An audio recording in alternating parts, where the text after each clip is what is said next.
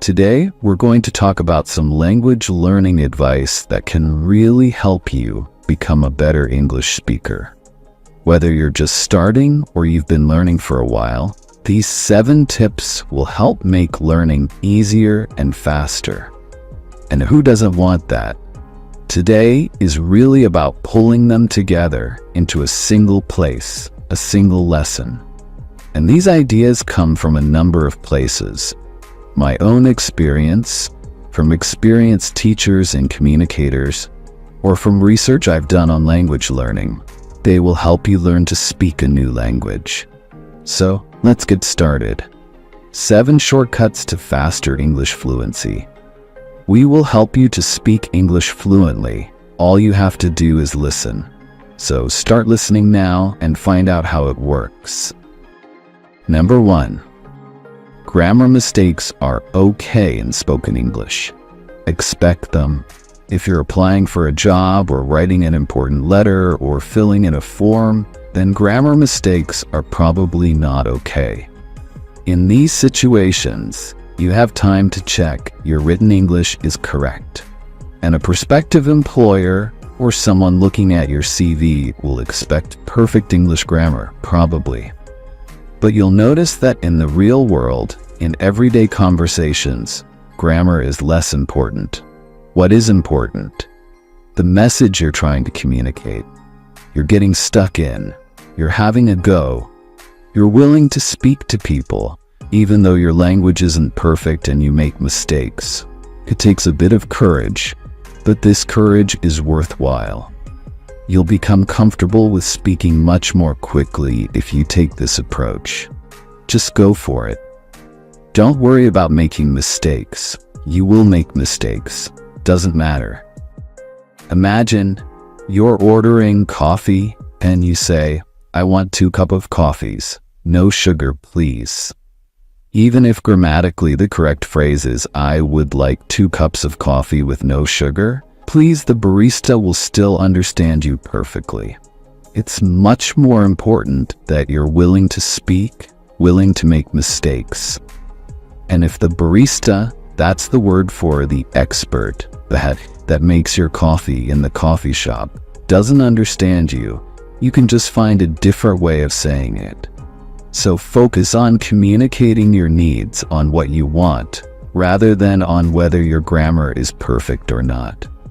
Practice ordering food, asking for directions, or describing your day on your own first if necessary.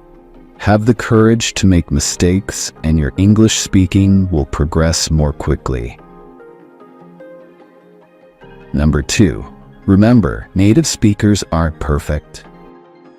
English speakers are always making mistakes, common ones. It's more important that the person you're speaking to understands what you're saying. For example, you might hear a native speaker say, "Me and my friend are going to the cinema," instead of the grammatically correct, "My friend and I are going to the cinema." If you want a practical application here, listen to casual conversations between native speakers. See if you can notice any grammar errors and notice how they don't stop communication. Number 3.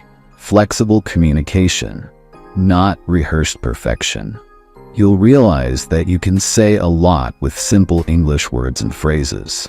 Of course, it's nice to have creative, interesting, or technical words in your vocabulary, but it's not that important if you're just starting to speak in English. For example, instead of struggling to find the perfect word, we're talking here about using simpler terms. If you can't remember how to say dehydrated, you can just say, "I need water," or "I'm very thirsty." Practice explaining complex ideas using simple words, simplifying in other words. Try describing your job or the plot of a film or TV program using only basic vocabulary, possibly words just from the most common 500 words. Number 4. Learn phrasal verbs and idioms. You might have heard about Pareto principle, commonly known as the 80-20 rule. It's named after Italian economist Vilfredo Pareto. He observed in 1896 that approximately 80% of Italy's land was owned by 20% of the population, and that this 80-20 rule is found to be true about many things. For example, in business, it's often true that 80% of sales come from 20% of customers. So this principle suggests that for many things, about 80% of the effects come from 20% of the causes. So again here, you don't need to know huge numbers of phrasal verbs and idioms. Instead, it's worth learning just the common ones. That's what we do. Work smart and learn efficiently. Only what you need to learn. For example, if you get out of bed in the morning, we say, "You got up?" And if you put on your clothes, we say, "You got dressed." In conversation, these are the phrases that we use all the time for those activities. You don't need anything more complicated, but they are phrasal verbs that you'll probably have to learn. So, phrasal verbs and idioms in English, there are a lot of them. We will talk about some common idioms and phrases in upcoming videos. Number 5. Using versus learning a language.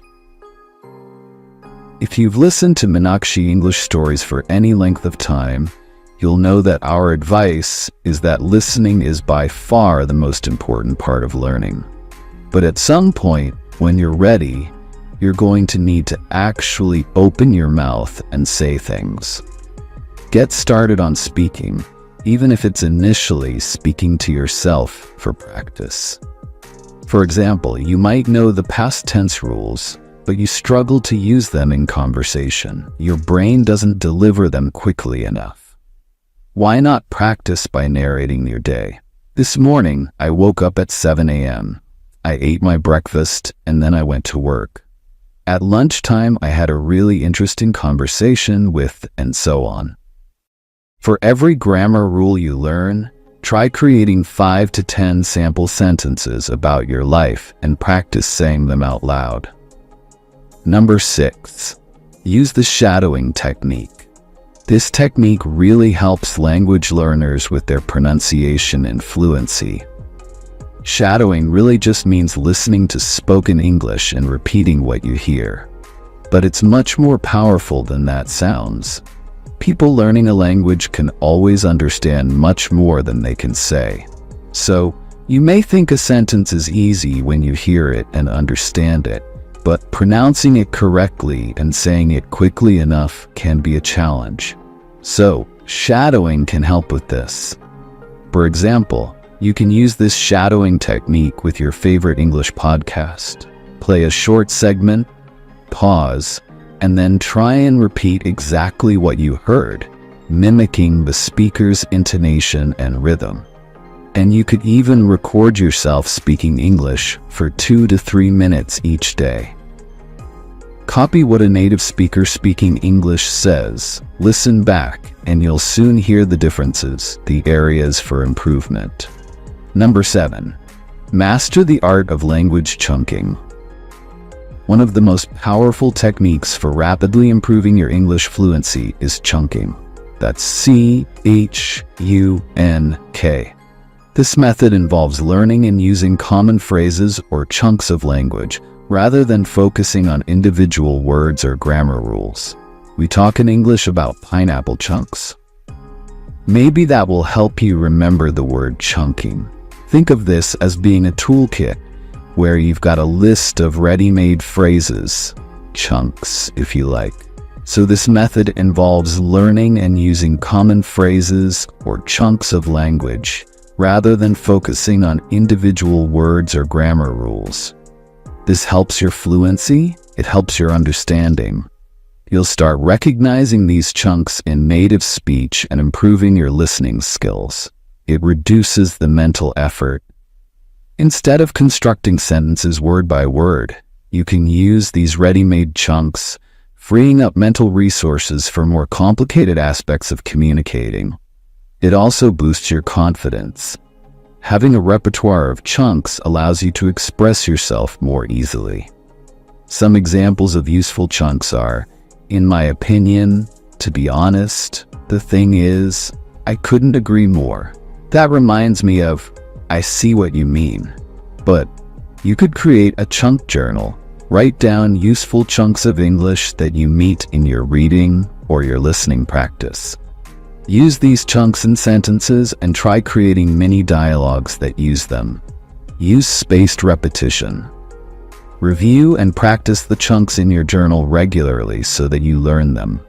Chunking bridges the gap between textbook learning and real-world communication, so it's a valuable tool. Remember, language learning is about communication, having a go, not perfection. Focus on expressing yourself as clearly as you can. Practice regularly and don't be afraid of mistakes. Keep learning, stay motivated, and enjoy it. Thank you for joining today's lesson and happy learning. Enough for now. Have a lovely day. See you in next lesson.